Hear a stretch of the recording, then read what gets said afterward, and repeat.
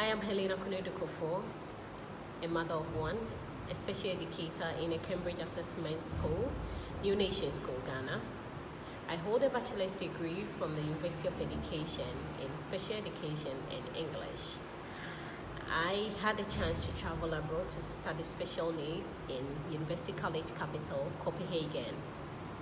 I worked as a part-time worker with Cola Education, a non-governmental organization. I worked as a country director. My hobbies are cooking, singing, and reading. I was motivated to do special needs when my father adopted a girl who had a disability. The whole society thought she was a curse and cannot be educated. It was then that came into my mind to pick up a course in special needs so I can build this girl up. Today, Naomi is a student in the University of Ghana, Legon, pursuing economics and mathematics. So that gave me the motivation to pursue special needs. Interest in reading has given me the opportunity to be the patron of Law and Debating Club in my school. I'm a strong advocate of disability. I fight for the rights of people with disability to make the world know that they are educable. If you are in Africa, you will understand why it is right to fight for the right of disability due to all the superstitious beliefs. I am a member of Thrive Worldwide. Subject taught. I teach numeracy, discovery, literacy, and social skills to my children, ranging from grade 6 to grade 10. That's 11 years to 14 years of age. I prepare my lesson. My children, I have an IEP built for every child. That is individualized educational program built for every child in my class. So I use that to track their progress and to see the long-term goals. I use illustrations, visual aids, I use music therapy and other to check their progress. The IEP, we do review it timely to see how the child is going and if our aim has been achieved. I use the experimental approach. My students, I look at their condition and what will work for them. Is that the music therapy that is going to work for this child? Or this child uses visuals? Is this child illustrations that is going to help? So I look at every child and his or her needs to teach the child to elicit what I want at the end of the day. And it also depends more on the weather condition, the meal the child took. Sometimes the child can be hyper in the morning and within the day, the child would be okay.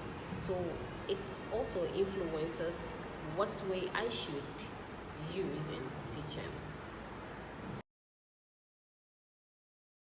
So my children, usually when somebody enters the class, they are engaged individually to do their own work, or they are put into groups to do works, or they try hand-on approach, that is, they do practical things which have been taught in the class. Yes, thank you.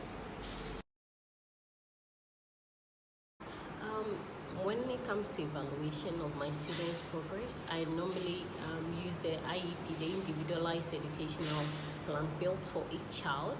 That is what I usually use to check their progress. I also use homeworks, their field trips that we go, how they perform there. And so in general, the exercises they do in class, social skills, how well they are involved in.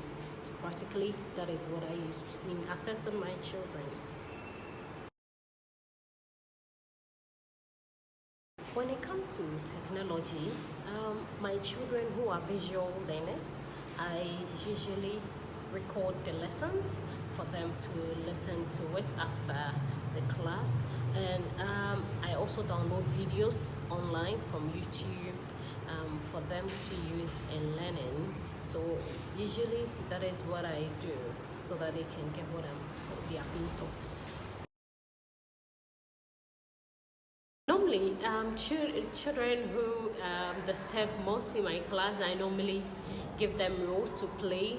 I task them by some of them I made them share books, others I made them write names of talkatives, and I also give them the role to I ask them so many questions just to bring the child's attention back to the class. So that is the technique I use when a child really disturbs.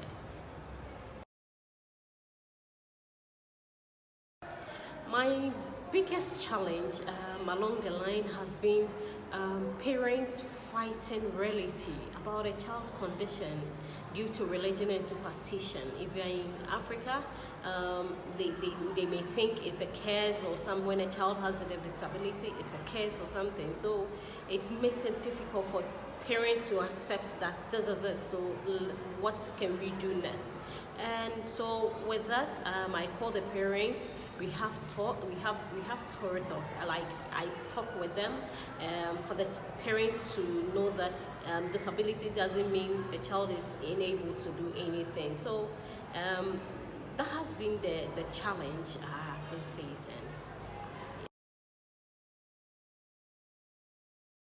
I'm a flexible person in a sense that even though I have built an individualized educational plan for each child, when I come to the class and I see their mood, maybe a lesson that we planned that, we're going to have it in class, sometimes we change the environment, we go to do it outside due to the children's mood.